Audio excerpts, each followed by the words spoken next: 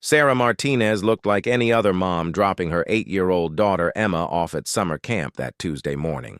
She wore simple jeans, sneakers, and a navy blue t-shirt, her dark hair pulled back in a practical ponytail. Most people who saw her would never guess that just 5 years earlier, she had been one of the first women to complete Navy SEAL training. The decision to leave the military hadn't been easy. After serving 2 tours in Afghanistan and 1 in Iraq, Sarah wanted a different life when she met David, a kind-hearted teacher who knew nothing about her past beyond, "I served in the Navy." They married, had Emma, and built a quiet life in the small mountain town of Pine Ridge, Colorado. Sarah now worked as a freelance security consultant, mostly doing boring risk assessments for local businesses. She preferred it that way. "Mom, you're spacing out again," Emma said from the passenger seat, adjusting her purple backpack. Sarah smiled and focused on the winding mountain road ahead. "Sorry, kiddo, just thinking about work." "Is your work dangerous?" Emma asked, the same question she'd been asking lately. "Not anymore, sweetheart. I mostly sit at a computer now." It wasn't entirely true. Last month, Sarah had quietly helped the local police department plan a raid on a drug house. But Emma didn't need to know about that. The whole point of leaving her old life behind was to give her daughter stability and safety. They pulled into the parking lot of Camp Wildwood, a summer day camp nestled in a valley surrounded by pine trees. Emma had been going here for 3 weeks and loved every minute of it. The camp specialized in outdoor activities like hiking, rock climbing, and wilderness survival skills, something that secretly pleased Sarah's tactical mind. "Have a great day, Em. I'll pick you up at 4, Sarah said, giving her daughter a hug. "Love you, Mom." Sarah watched Emma run toward the main building where other kids were gathering. The camp director, Mrs. Rodriguez, waved from the porch. Everything looked normal and peaceful. As Sarah drove back toward town, she noticed a black SUV in her rearview mirror. It had been behind her since she left home, but she hadn't thought much of it until now. In Pine Ridge, you saw the same vehicles constantly. But when she turned left toward the grocery store and the SUV followed, her old training kicked in. Sarah made 2 more unnecessary turns. The SUV stayed behind her. Her phone buzzed with a text message. While stopped at a red light, she glanced at it. "We need to talk. Coffee shop on Main Street. Come alone." The message came from an unknown number. Sarah's jaw tightened. This felt like her old life trying to drag her back in. She drove to the coffee shop, but parked across the street where she could observe the entrance. Through her side mirror, she watched the black SUV park 2 blocks away. 2 men in dark suits got out and walked casually toward the coffee shop. Sarah recognized the type immediately: government agents. But which agency? And what did they want with a former SEAL who had been living quietly in Colorado for 5 years? She waited 10 minutes before entering the coffee shop. It was nearly empty except for an elderly man reading a newspaper and a woman typing on her laptop. The 2 suits sat at a corner table, trying to look casual but failing miserably. Sarah ordered a black coffee and chose a table where she could see all the exits. One of the agents, a tall man with graying hair, approached her table. "Mrs. Martinez? I'm Agent Collins with the Department of Defense. This is Agent Park." He gestured to his Asian American partner. "We'd like to speak with you about a matter of national security." "I think you have the wrong person," Sarah said calmly, sipping her coffee. "I'm just a security consultant." "Former Petty Officer First Class Sarah Chen, now Sarah Martinez," Collins said quietly. 3 tours overseas, specialized in reconnaissance and direct action.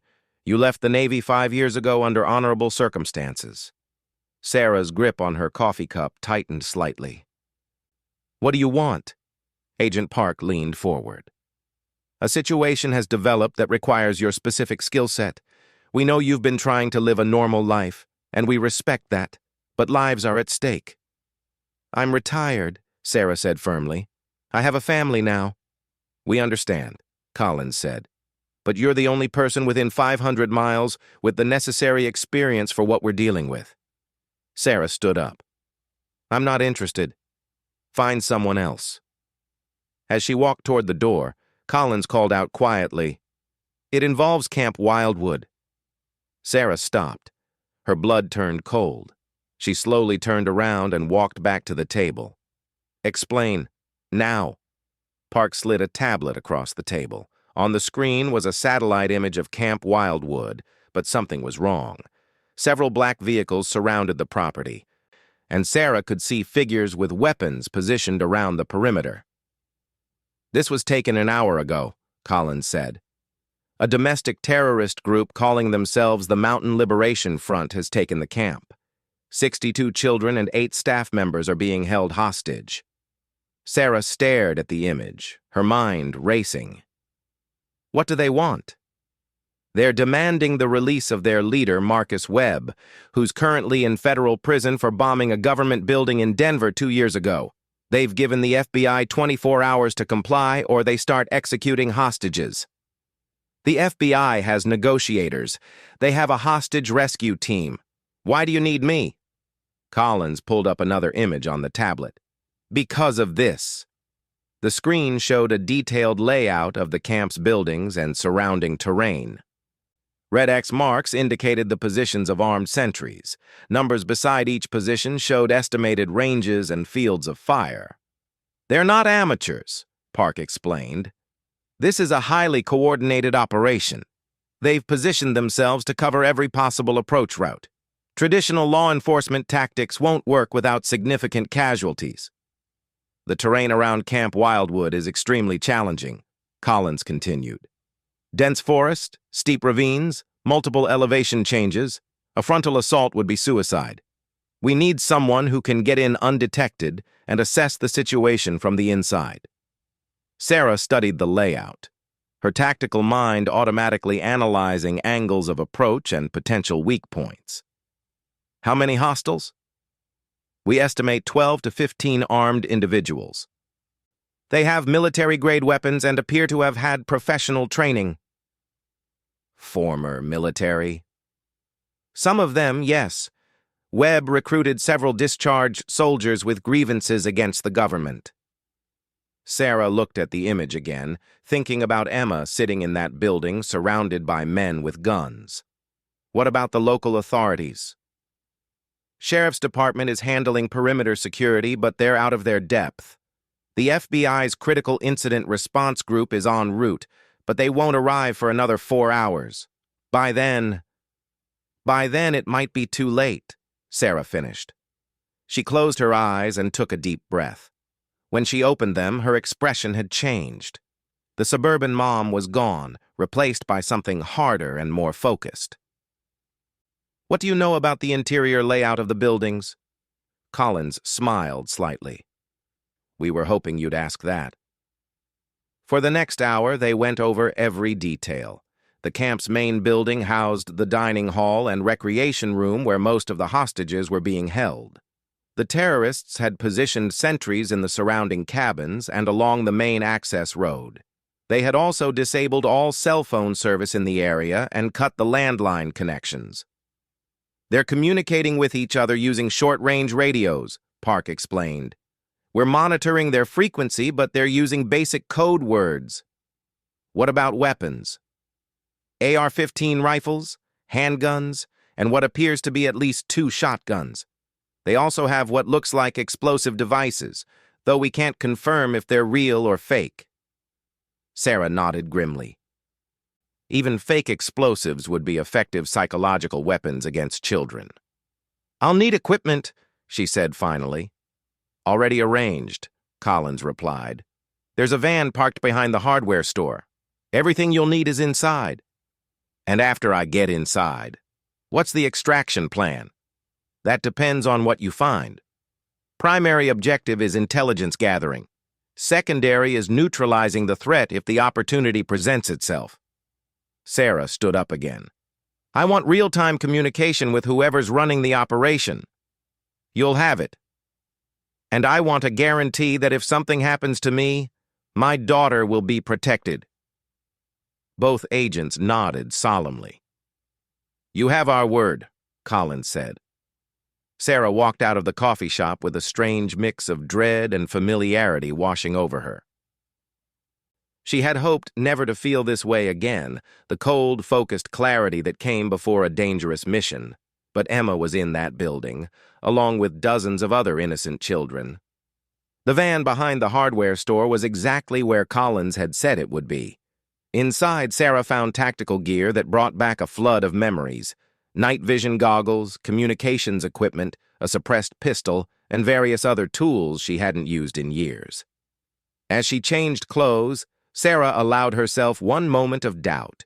She was 32 years old, hadn't seen combat in 5 years, and was about to go up against multiple armed terrorists on her own. In her previous life, she would have had a team of highly trained operators backing her up. But then she thought about Emma's laugh that morning, about all the other children who were probably terrified and confused. She thought about their parents, who had dropped them off expecting a normal day of summer camp activities. Sarah finished gearing up and checked her equipment one final time. She clipped the communications device to her ear and spoke quietly. "Control, this is Ghost. Radio check. Ghost, this is Control. We read you 5 by 5. The old call sign felt strange on her lips after so many years. During her Navy career, she had earned the nickname for her ability to move unseen through enemy territory. "Control, I'm moving to the target area. ETA 15 minutes. "Copy, Ghost. FBI team is still 3 hours out. You are cleared to proceed with reconnaissance mission." Sarah started the van and drove toward the mountains, toward Camp Wildwood, toward a confrontation she had hoped never to face again. But as the familiar weight of tactical gear settled on her shoulders and her mind shifted into combat mode, she realized something important. Despite 5 years of trying to be someone else, this was still who she was. The road to Camp Wildwood wound through increasingly dense forest. Sarah parked the van 2 miles from the camp, in a spot where it wouldn't be visible from the road. From here, she would have to go on foot through terrain she knew well from hiking with Emma on weekends. She strapped on her gear and began moving through the trees, every sense alert. The forest was eerily quiet. No birds singing, no small animals rustling in the underbrush. Even nature seemed to sense that something was wrong. As Sarah got closer to the camp, she could hear distant voices carrying through the trees, male voices, harsh and commanding. The sound made her jaw clench with anger. Through her earpiece, Control's voice was calm and professional. "Ghost, satellite shows no movement on the perimeter. Hostiles appear to be maintaining static positions. Copy, Control, beginning final approach." Sarah reached the edge of the tree line and lay flat on her stomach, using binoculars to survey the camp. The main building was about 200 meters away across an open field. She could see armed men positioned exactly where the satellite images had indicated. But what the satellite hadn't shown was the fear on the face of a camp counselor visible through one of the windows, or the way the armed sentries were constantly moving, nervous energy making them unpredictable. "Control, I have visual confirmation of hostiles, counting at least 6 armed individuals in view. They appear agitated." "Copy, Ghost. What's your assessment?" Sarah studied the scene for several more minutes, her mind automatically calculating distances, cover positions, and potential courses of action. "Control! These guys are amateurs trying to act professional. Their positioning is textbook, but they're bunched up and nervous. Classic overconfidence mixed with fear." "Understood. Can you get closer?" Sarah was already planning her route. A dry creek bed ran along the eastern side of the camp, providing cover for about half the distance to the main building.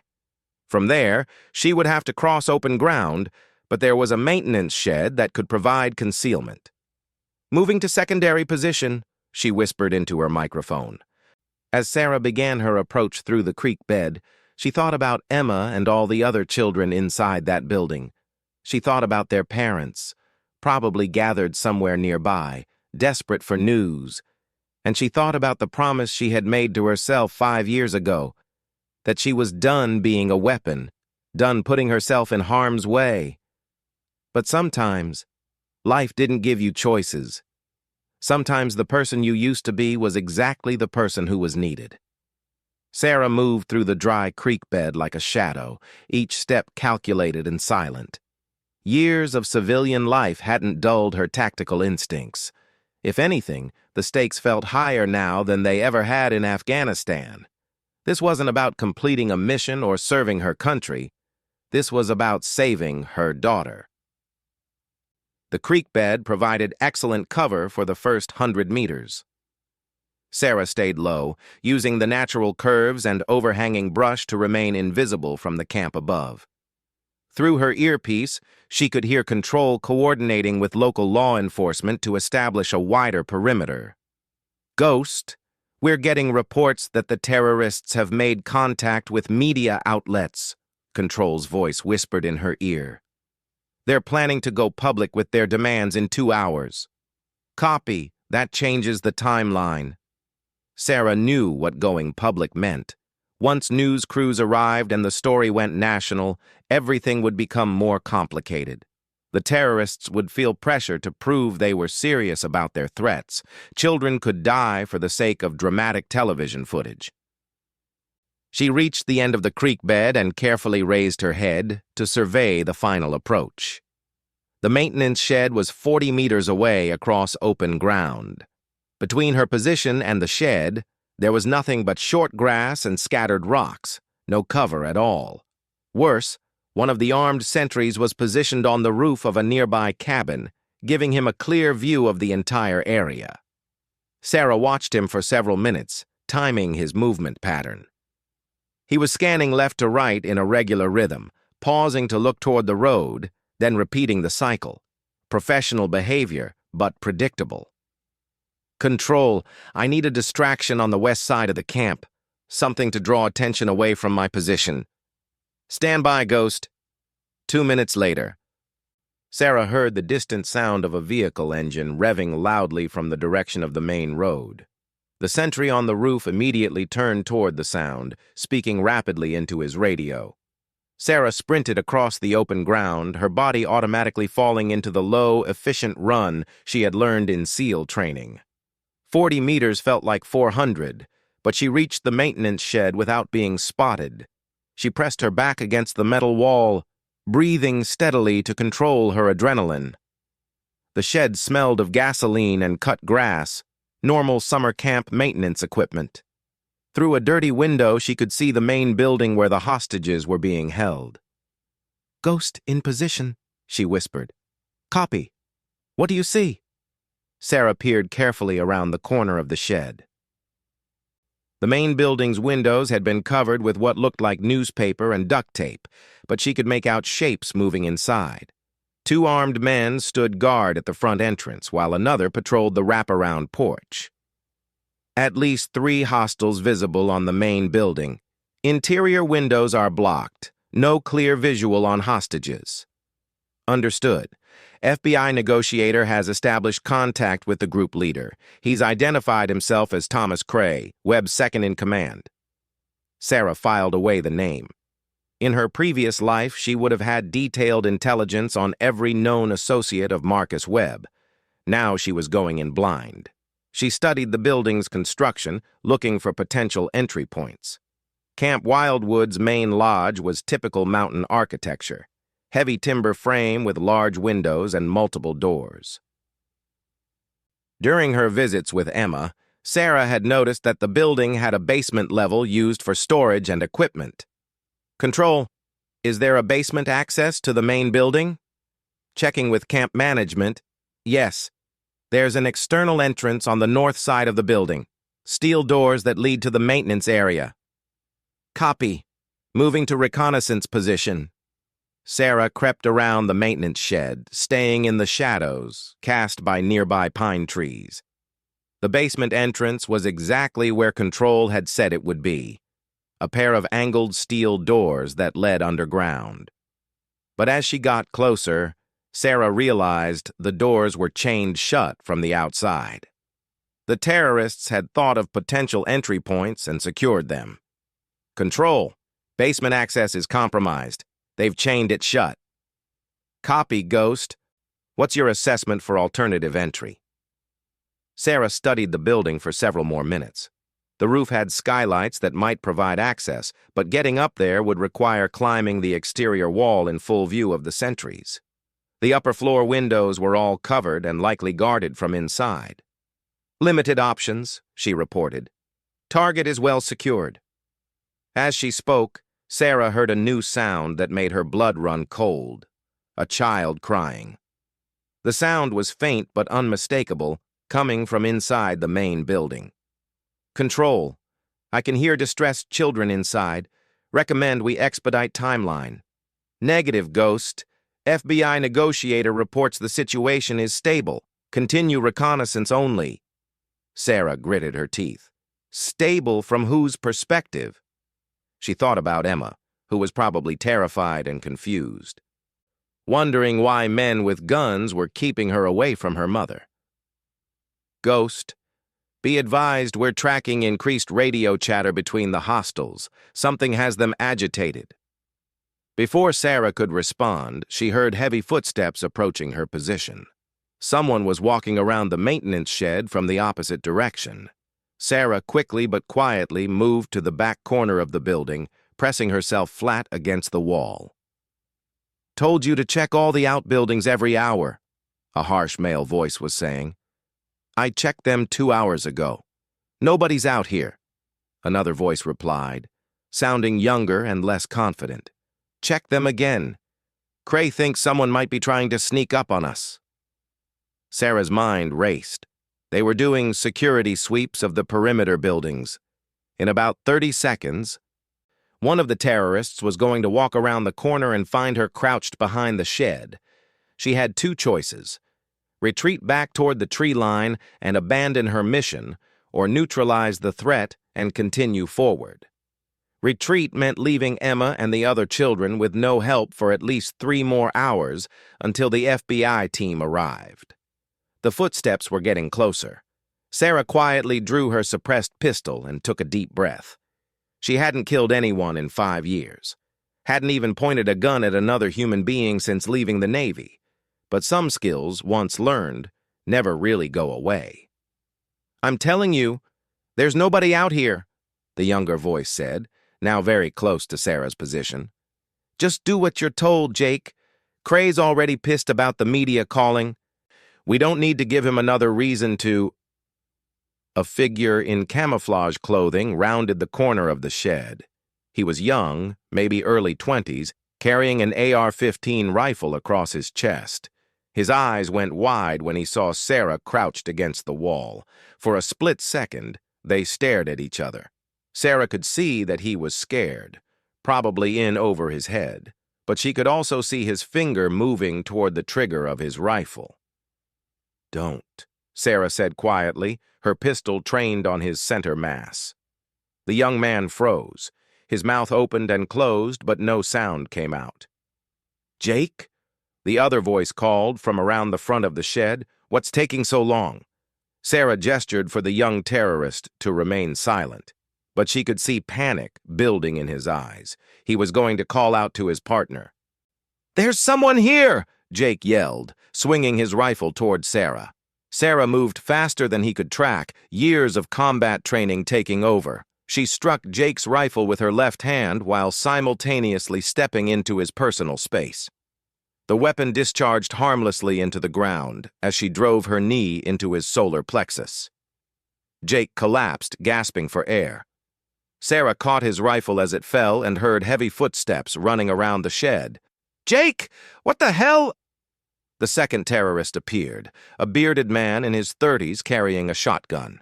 He saw Sarah holding Jake's rifle and immediately raised his weapon. Drop it! Drop it now! Sarah found herself looking down the barrel of a 12-gauge shotgun held by a man whose hands were shaking with adrenaline. Behind him, she could hear more voices shouting, other terrorists responding to the gunshot. I said drop the weapon, the bearded man yelled. Sarah calculated her options. She could probably take him. She was faster and better trained than these militia wannabes.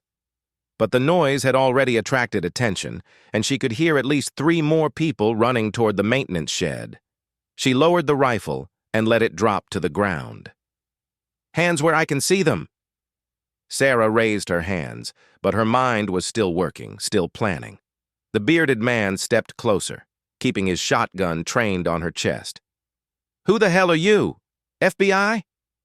Before Sarah could answer, 3 more armed men appeared around the corner of the shed. One of them, a tall man with military-style short hair, seemed to be in charge. "What's the situation, Murphy?" he barked. "Found her sneaking around behind the maintenance shed. Jake here walked right into her." The leader looked Sarah up and down, taking in her tactical gear and equipment. "Federal agent?" "No," Sarah said calmly. "Police?" "No." The leader stepped closer, his rifle pointed at Sarah's face. "Then what are you? Some kind of special forces wannabe playing hero?" Sarah met his eyes steadily. "I'm a mother." The man laughed. Murphy, the bearded one with the shotgun, shook his head. "A mother? Lady, you picked the wrong day to play soldier?" "My daughter is in that building," Sarah said, nodding toward the main lodge. The laughter stopped. The leader studied her face more carefully. "What's your name?" "Sarah Martinez." "Well, Sarah Martinez, you just made a very big mistake. Cray is going to want to talk to you." They zip-tied Sarah's hands behind her back and searched her equipment. They found her pistol, her communications gear, and the night vision goggles. "This is military-grade hardware," one of them observed. "She's not just some soccer mom." "Doesn't matter," the leader said. "She's leverage now." As they marched her toward the main building, Sarah tried to remember everything she could about domestic terrorist psychology. These men were true believers, convinced that the government had wronged them somehow. That made them dangerous because they weren't thinking rationally, but it also made them predictable. The front door of the main lodge opened as they approached. Sarah could see into the large recreation room where most of the hostages were being held. Children sitting on the floor in groups, some crying, some staring blankly at the walls. Camp counselors trying to keep them calm while armed men paced around the perimeter. Sarah spotted Emma immediately. Her daughter was sitting with a group of kids near the fireplace, her purple backpack clutched in her lap. She looked scared but unharmed. "Emma!" Sarah called out instinctively. Emma's head snapped up. When she saw her mother, her face lit up with relief and confusion. "Mom?" "It's okay, sweetheart. Everything's going to be okay."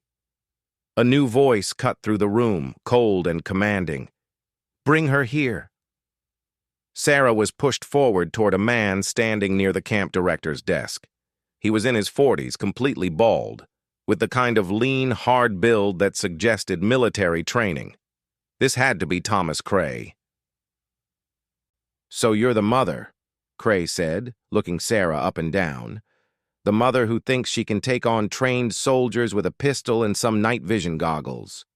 "I just wanted to see if my daughter was safe," Sarah said. "Your daughter is perfectly safe.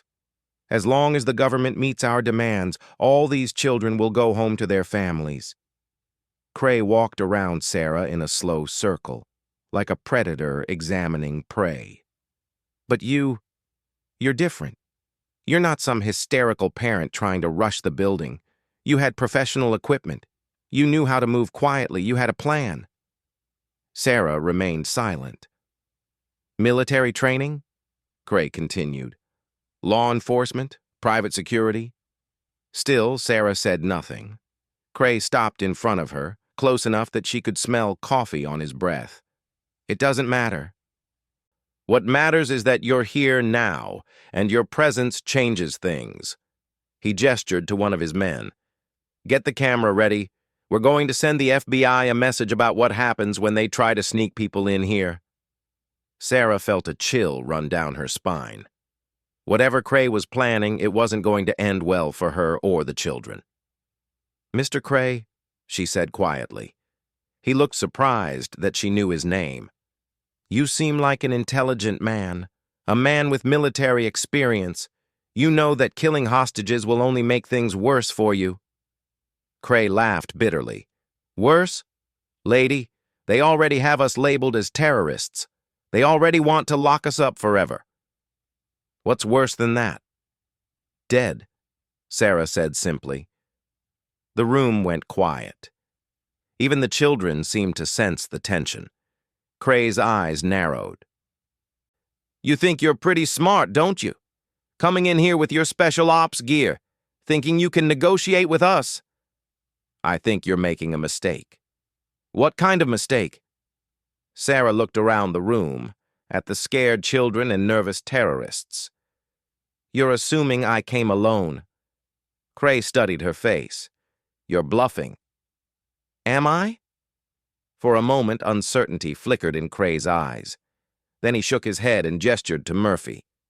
"Put her on her knees." Murphy shoved Sarah down onto the floor. Cray drew a pistol from his holster and pointed it at her head. "I don't know what kind of game you're playing," he said, "but it ends now." Sarah looked up at him calmly, her mind calculating distances and reaction times. Cray was standing too close, his weapon within reach if she moved fast enough. Murphy was to her left, focused on keeping his shotgun trained on her. The other terrorists were spread around the room, but most of them were watching the children rather than her. "Last chance," Cray said. "Are you FBI, CIA, military?" Sarah met his eyes. "I used to be." "Used to be what?" And then, with perfect calmness, Sarah told him exactly what she used to be. "I used to be someone you should have been a lot more careful about capturing." Cray's finger tightened on the trigger. "What the hell does that mean?" Sarah smiled, and for the first time since entering the building, she looked truly dangerous. "It means you just pointed a gun at a Navy SEAL." The words hung in the air like a physical presence. Around the room, conversations stopped. Even some of the children looked up, sensing that something important had just happened. Cray stared at her, trying to process what she had said. "You're lying." "Test me," Sarah said quietly. And in that moment, everything changed. The silence in the room stretched for exactly 3 seconds. Then Thomas Cray laughed, a harsh sound that echoed off the wooden walls. "A Navy SEAL? You?" He looked at Sarah, still zip-tied and kneeling on the floor. "Lady, the SEALs don't take soccer moms." "They didn't," Sarah said quietly. "They took Sarah Chen, Petty Officer First Class, Class 327. I was in the second group of women to complete Bud S training." Something in her voice made Cray pause. Sarah's entire demeanor had changed. The desperate mother act was gone, replaced by something cold and professional. "You're telling me the Navy trained you to do what? Sneak around summer camps?" "They trained me to eliminate threats to American lives," Sarah replied, her eyes never leaving his. "Threats exactly like you." Murphy shifted nervously, his shotgun still trained on Sarah. "Cray, maybe we should just—" "Shut up," Cray snapped. He leaned down closer to Sarah, the barrel of his pistol inches from her forehead. "I don't care if you're Wonder Woman, you're tied up, surrounded, and outnumbered 12-1. So why don't you tell me what your real plan is?" Sarah's eyes flicked around the room, cataloging positions and distances. Most of the children were sitting in a group near the far wall, with 2 armed guards watching them. 3 more terrorists were positioned near windows, supposedly watching for outside threats, but actually watching the children. Murphy was beside her with the shotgun, and another man with an AR-15 stood near the main entrance. "My plan," Sarah said calmly, "was to get inside and assess the situation." And? Assessment complete. Before anyone could react, Sarah moved. 5 years of suburban life hadn't dulled her muscle memory. She swept her legs in a perfect arc, catching Cray behind the ankles and sending him crashing backward. As he fell, his pistol discharged into the ceiling, sending splinters of wood raining down. Sarah rolled sideways as Murphy tried to swing his shotgun toward her. The zip ties around her wrists were standard police issue. She had learned to escape from them during resistance training a decade ago. A sharp twist and upward jerk, and her hands were free.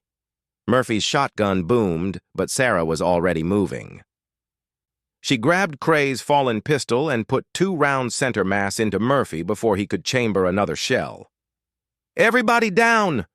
Sarah shouted to the children, who were already dropping to the floor as their counselors pulled them into cover behind overturned tables. The terrorist by the main entrance was raising his rifle when Sarah's next shot caught him in the shoulder, spinning him around. She rolled behind a heavy wooden bench as return fire erupted from the other guards.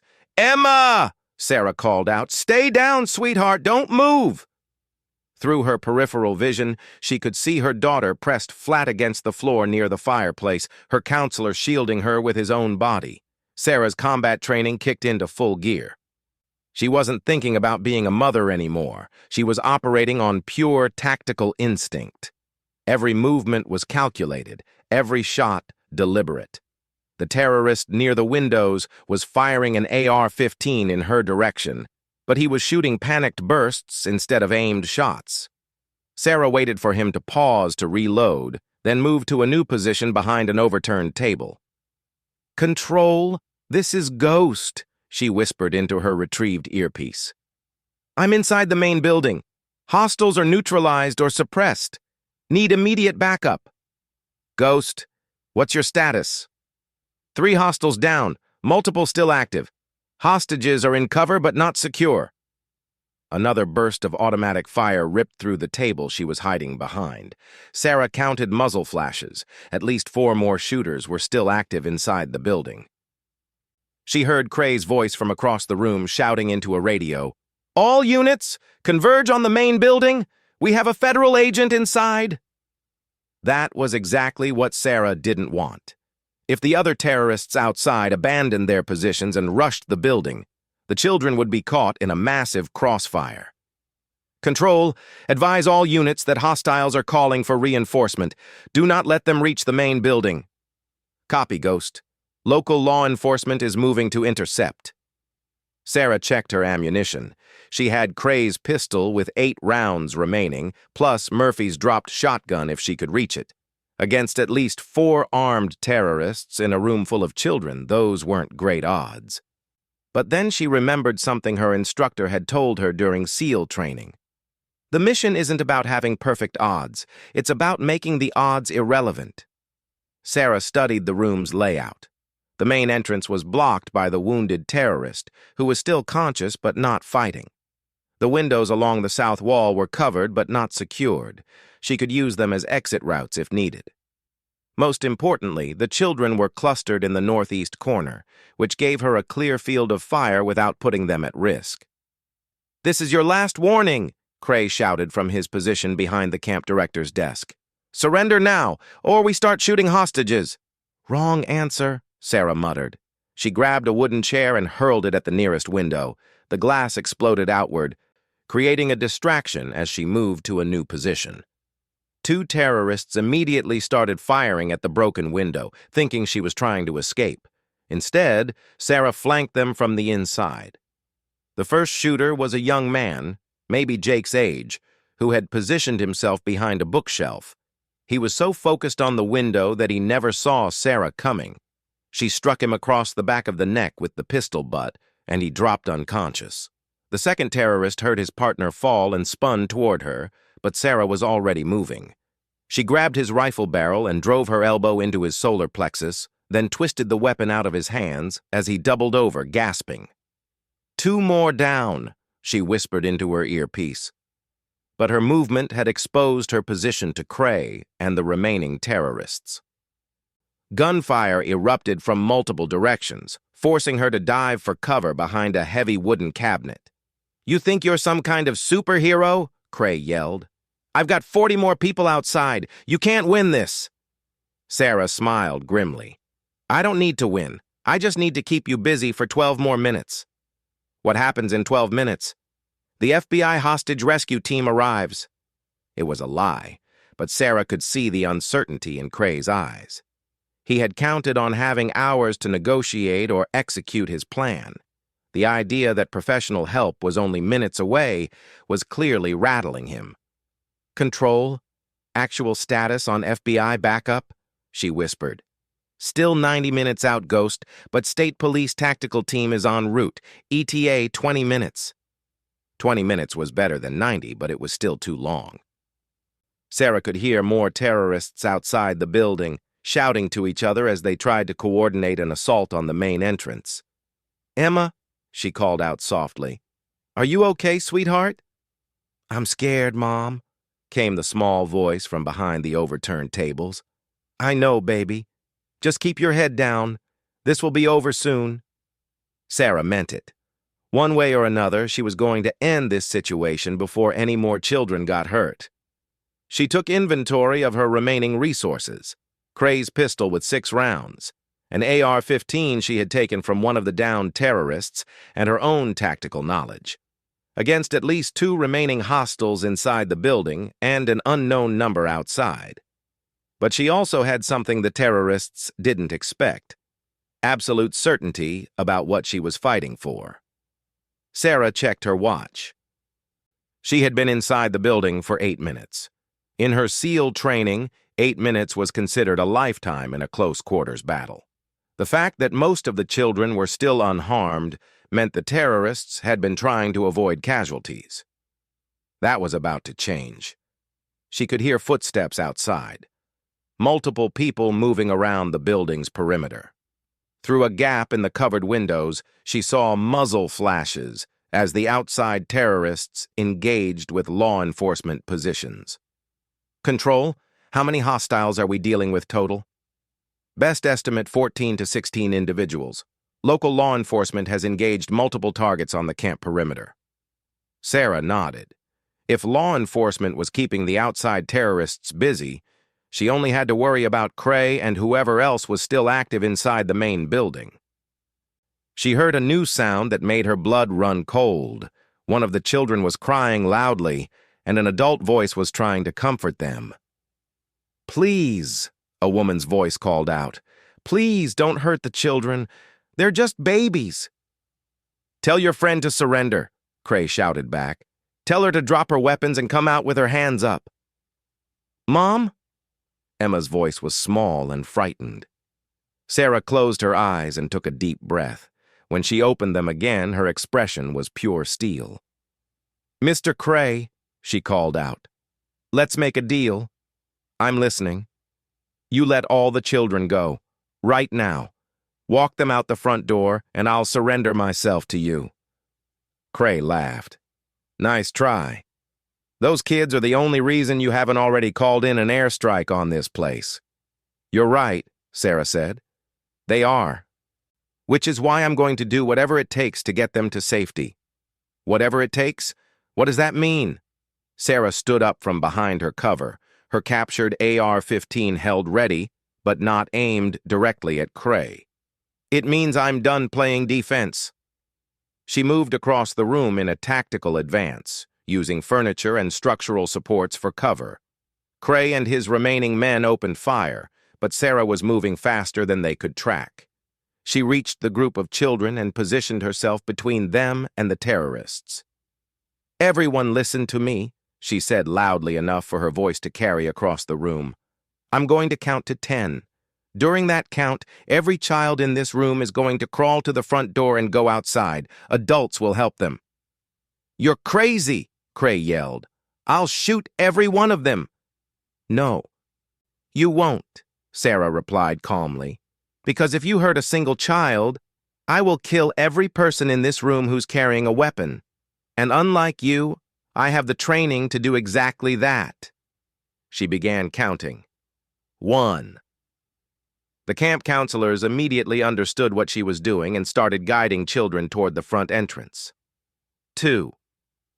More children began moving, crawling on their hands and knees as instructed. "Stop right there!" Cray screamed, but Sarah could hear the panic in his voice. 3. Emma looked up at her mother with wide, scared eyes. "Go, sweetheart," Sarah said softly. I'll be right behind you. 4. Half the children were now moving toward the exit. The counselors were creating a human shield around them, willing to put their own lives at risk. 5. Cray aimed his rifle at the group of moving children. I mean it. I'll shoot. Sarah immediately swung her weapon toward him. And I'll put a bullet through your head before you can pull that trigger. 6. More children were reaching the front door. Sarah could see sunlight streaming in as someone opened it from outside. 7. This is insane, one of Cray's remaining men shouted. Let them go. They're just kids. Shut up, Cray snarled. 8. Almost all the children were now near the exit. Emma was among the last group, still looking back at her mother. 9. Sarah saw Cray's finger tighten on his trigger. She was too far away to stop him if he decided to shoot.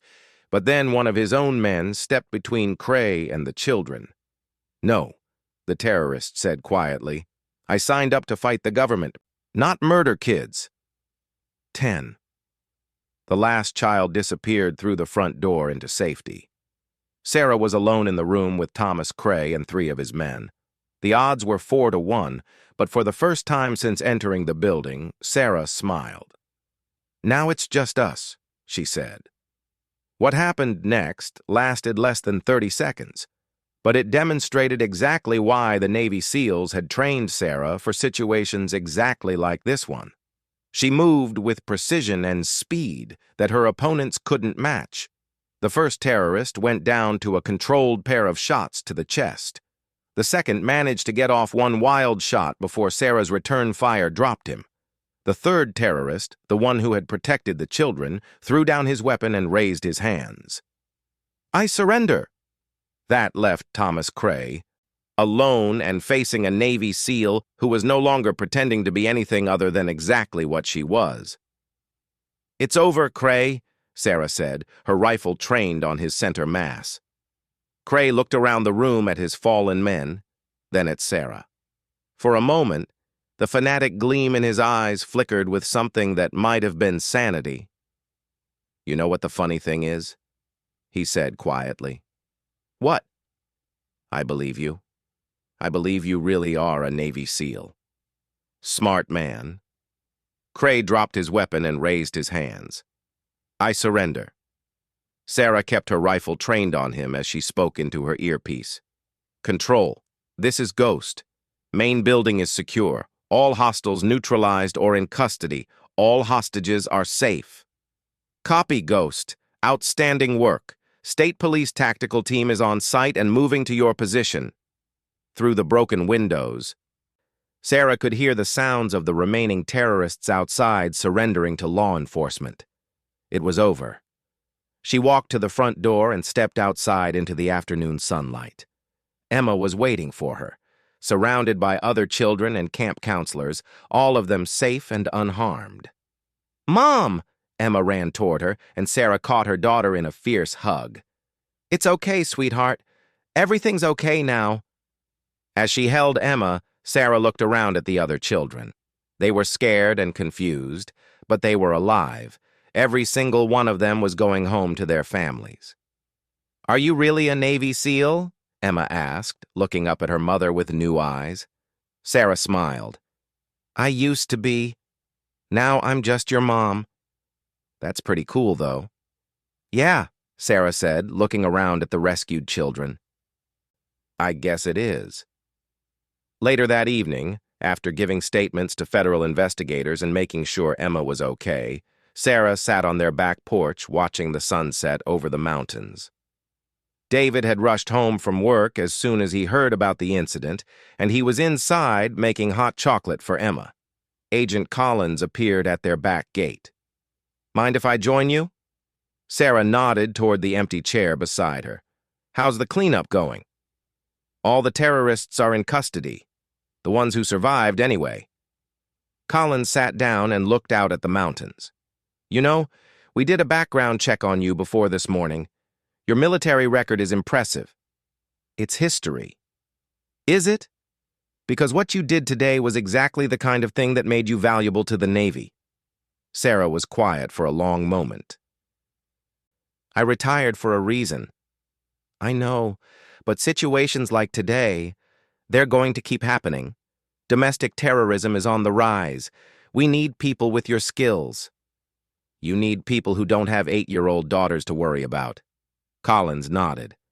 Fair enough, but if you ever change your mind... He left a business card on the porch railing and walked away. Sarah picked up the card and studied it for a moment. Then she tore it in half and let the pieces scatter in the wind. Emma came outside carrying 2 cups of hot chocolate. Dad said you saved everyone today. We all saved each other, sweetheart. Will the bad men come back? Sarah put her arm around her daughter. No, they won't be bothering anyone for a very long time. Good. Emma leaned against her mother's side. Mom? Yeah? Next time you drop me off at camp, maybe just tell them you used to be a Navy SEAL. It might save time. Sarah laughed, the first real laugh she'd had all day. I'll keep that in mind. As the stars came out over Pine Ridge, Sarah Martinez realized something important. She might have left the Navy, but the Navy had never really left her. And maybe, just maybe, that wasn't such a bad thing after all. The woman who had pointed guns at terrorists and rescued dozens of children was the same woman who made pancakes on Sunday mornings and helped with homework every night. She wasn't 2 different people.